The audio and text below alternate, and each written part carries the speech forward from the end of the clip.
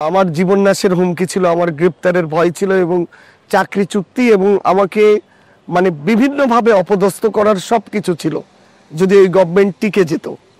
তারপরেও আমার মনে হয়েছে যে সারা বিশ্ব দেখেছে, আমি যদি সাইদের রিপোর্ট সেদিন হেড ইনজুরি দিয়ে যে নিউরোজেনিক শকে মারা গেছে, স্ট্রোক করে সাইদ, তাহলে ডাক্তার সমাজ শুধু বাংলাদেশে না, আমার জন্য সারা বিশ্বে ডাক্তার সমাজের একটা কলঙ্কের ইতিহাস সৃষ্টি হতো এবং ফরেন্সিকের প্রতি মানুষের আস্থাটা উঠে যেত।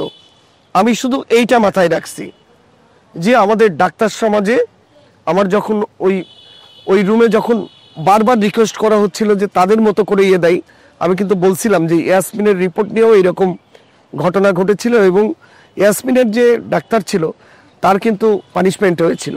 আমার যারা কলিগ তারা সবসময় আমার পাশে ছিল, কলিগরা সবসময় যে সত্যের পথে, এবং আমাদের একটা টিম ওয়ার্ক আছে আমার সাথে যারা কাজ করে, আমার যারা ডাক্তার আছে, আমি হেড হিসাবে ওদের বলা আছে যে আপনারা আপনাদের মতো সব রিপোর্ট জমা দিয়ে দেবেন, যে ফোন দেয় আমার হেডরে ফোন দেবে, আমি মোকাবেলা করব। কারণ আমার কাছে হেড হিসাবে আমার কাছে অনেক জায়গা থেকে ফোন আছে যে এই রিপোর্টটা একটু দেখো, এই রিপোর্টটা অমুক হলো, কিন্তু আমার ডিপার্টমেন্টের ডাক্তারদের কাছ পর্যন্ত আমি তাদেরকে পৌঁছাতে দিই না। আমি বলি যে তোমরা তোমাদের মতো রিপোর্ট দিয়ে দেবে, তোমাদের কোনো চাপ হলে আমি দেখব। ওই সময় রাত 2টা-3টা পর্যন্ত বসে বসে রিপোর্ট লিখতাম। আমি মানে আমার ওয়াইফ বলতেছে ব্যাপার কি, তুমি এই যে রিপোর্ট লিখলে পরের দিনে রিপোর্ট জমা নিয়েছে, জমা নেয়নি, মন খারাপ করে বাসায় ঢুকছি।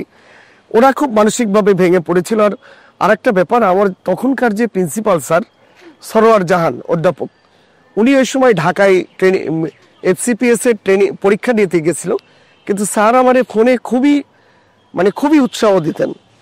আমি রাত 3টের সময় স্যার ফোন দেয়, রাজীব করো কি, স্যারকে হয়তো উপর থেকে ফোন দিচ্ছে, রাজীব স্যার এই যে রিপোর্ট লিখছি।